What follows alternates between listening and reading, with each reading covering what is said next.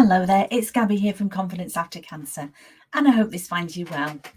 In this week's podcast, I'm going to be talking about two of my favourite things, two of my favourite nurturing things that you can do for yourself.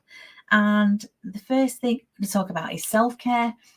And self-care comes up time and time again because for me personally, I knew this was one of the biggest errors that I used to make in my life, that I wasn't making time for self-care.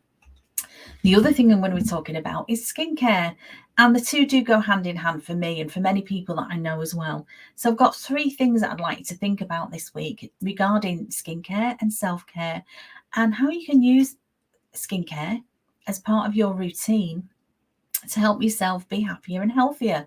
So how does that work?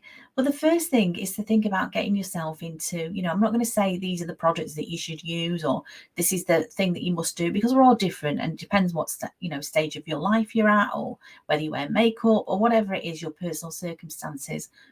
But what I would say to you, whatever routine you've got, I personally get a lot from my morning routine of taking my favourite cleanser that smells beautiful and making it into like a mini ritual. So I take that time, and it's only a couple of minutes. It's like brushing your teeth. It's just one of those things that I do every day.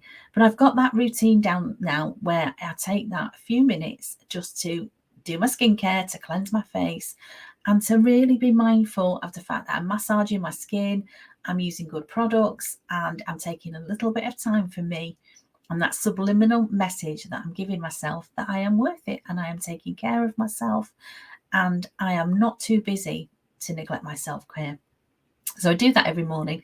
And then a top tip that somebody's given to me is, once you've finished your skincare routine, whatever that looks like for you, is to splash your face with some cold water.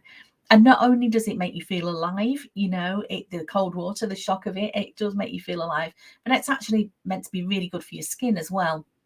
And there's a lot now about people getting cold water tubs in the back gardens and people going cold water swimming.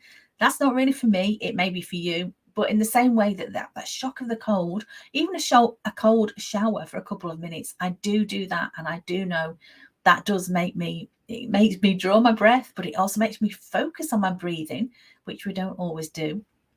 And so, the shock of the cold water, if you can't bear the thought of swimming in a lake in the morning or getting in a bathtub full of ice cubes, just splash some cold water on your face. You will get that invigorating feeling. It does wake you up, and it is meant to be really, really good for your skin as well.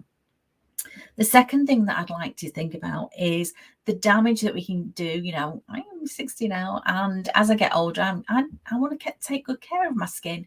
And there's so many research, there's so much research out there about the damage that the sun can do. The sun, whether you live in a sunny climate or not, I live in Manchester and it's cloudy all the time, but the sun still can do damage even if you're inside on a cloudy day.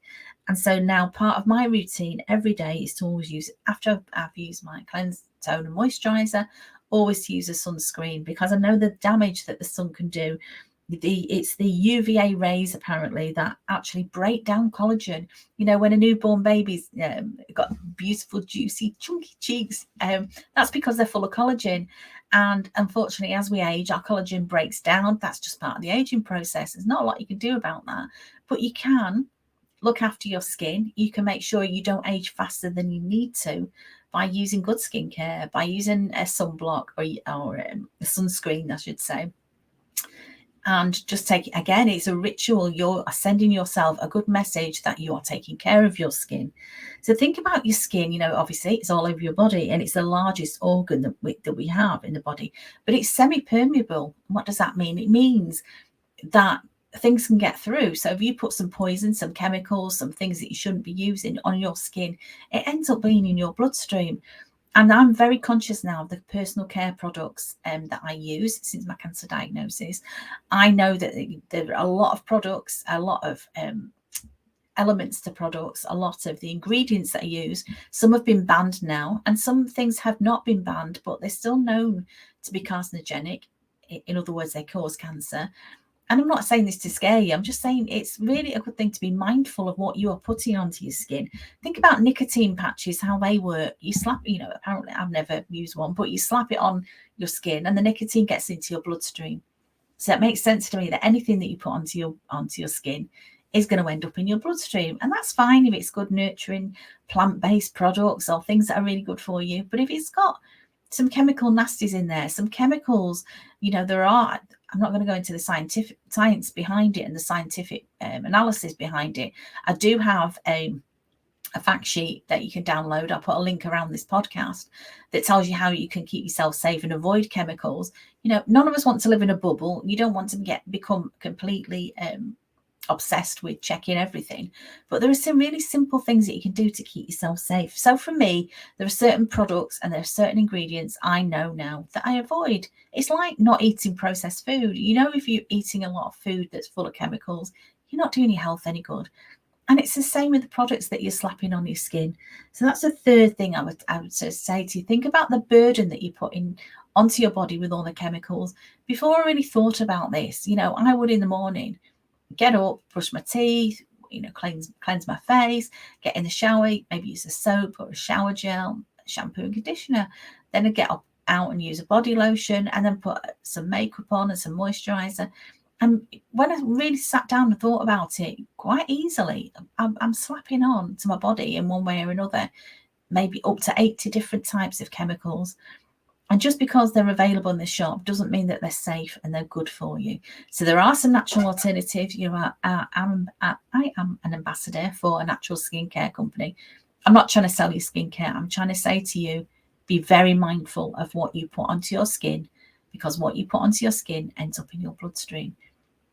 But going back to what I first said, skincare is for me now, is part of my self-care. A lot of us are very, very busy. We don't have time always to do the things we'd like to do. You might not have time to go away to a spa or time to do, go for a massage. But you can always do some self-massage, just getting some really lovely hand cream or foot cream and just spend, 5-10 minutes just putting some nice music on, maybe lighting a candle.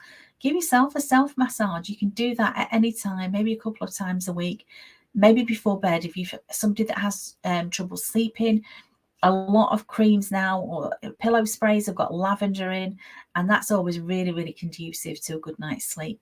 The other thing that you can do for your self-care is Epsom salts into a bath. So if you like a warm bath before bed, that helps really to relax me. And they say that Epsom salts in your bath water will get into your bloodstream quicker than taking a magnesium supplement. So those are all things that you can do, very nurturing things to do. And again, this time of year when we're hunkering down in our houses, a lot of people suffer with dry skin at this time of year. If you go out into the cold and that cold wind blowing at your face. So spend some time just moisturizing your face, giving yourself a little facial massage. Always makes me feel better. And as I say, if you want any more information about toxins and chemicals in our products, you can download my fact sheet. If you want to know more about the products that I use and that I recommend, I'll put a link around this podcast for you, so you can have a look at the web page. But again, just be mindful. Just be mindful. This is part of your self-care. Okay. This is a very, very easy thing that you can do for yourself. So thank you so much for listening. It's always good to hear from you. Ping me a message if you want to ask me any questions. I'd love to hear from you. Stay safe, stay sane, and I'll speak to you very soon. Take care, my lovely. Bye-bye.